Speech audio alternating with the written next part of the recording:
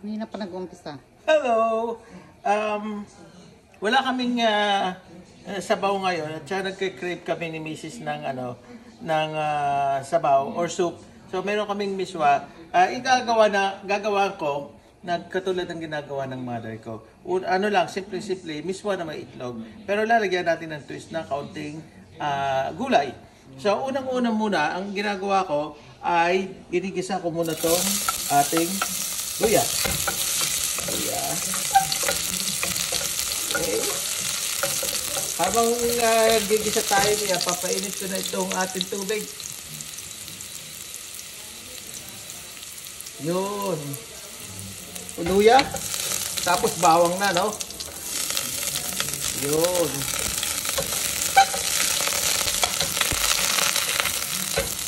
Yun. Bango. Yan lang. Ganyan lang kasimple. Ngayon may kumukulo akong tubig dito. Siguro mga 3 cups ko ilalagay.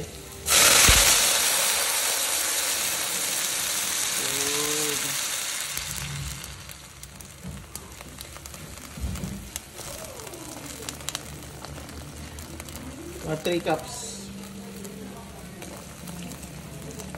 Ngayon, lalagyan ko yan ng eggs. Tagal nyo, miswa, at saka itlog. Yun.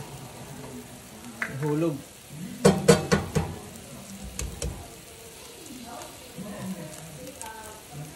Yun. Hulog yung isa. Yun pa. At kukuha pa ko ng isa. Gusto ko medyo madami-daming itlog. Okay? Muna papatay ka. Tsaka isa pang itlog. Tatlong itlog gagamitin natin.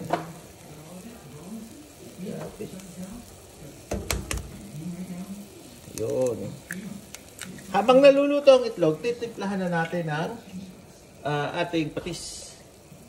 Siguro mga dalawang kutsara patis lang o 1 kutsara. Depende. Okay? Yun. Para may lasa na. Kung gusto niyo, lagyan niyo ng magic syrup. Ako, gusto ko patis lang. Huwag niyo hahaluin mabuti. Ngayon, this time, pwede nyo nang tikman ito.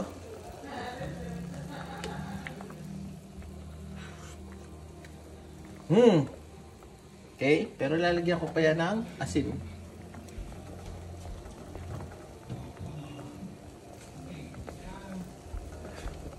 Asin. Okay. Tapos, lalagay ko na yung ating miswa. Miswa at itlog, combination yan. Pag walang-wala kayong magawa na soup, ito na ang pinakamabilis. Okay, konti lang yan.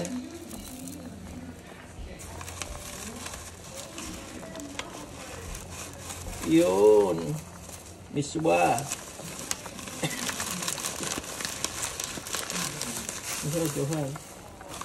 Yan. Ngayon, pag kulang sa tubig, lalagyan pa natin yan. Ang tubig.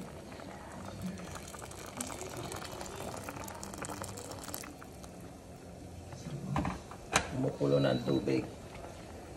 Tapos ito, madaling maluluto lang yan eh. Lalagyan natin ng ano to, kinchay, ano? Celery. Celery yan. Para healthy naman ang konti. May green. The best. Yun. Ganda ng kulay. Mapakalasa pa dito. Tikman ulit natin, ha? Sarap, grabe.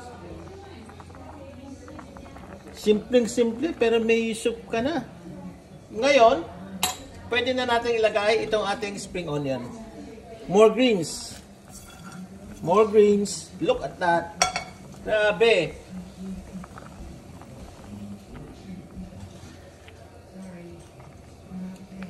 Halos luto na yung ating egg yolk. Ayun, no? Nasa dyan. Nasa na yung egg yolk natin. Nandyan lang yan. Hindi may mawawala. Ayun!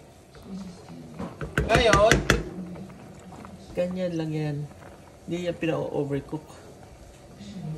Of course, ilalagay natin yan ng ating paminta.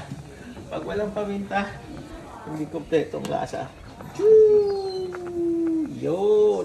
Miss yan nga sinoom lang, paminta lang at itlog at bawang. Yun na. Kompleto na. Bam! Tapos na. Wala pang 5 minutes.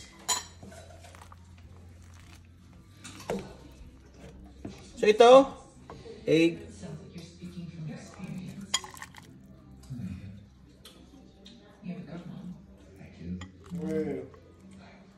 Tsaka miswa. Gusto ko siyempre may miswa. Kahit pa paano.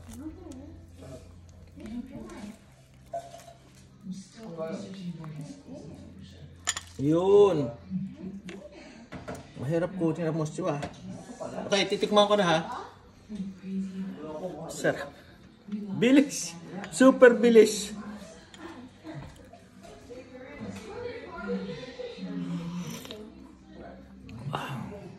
The best. Kita niyo naman. Ready na. Ang egg ko. Okay. Bye-bye po.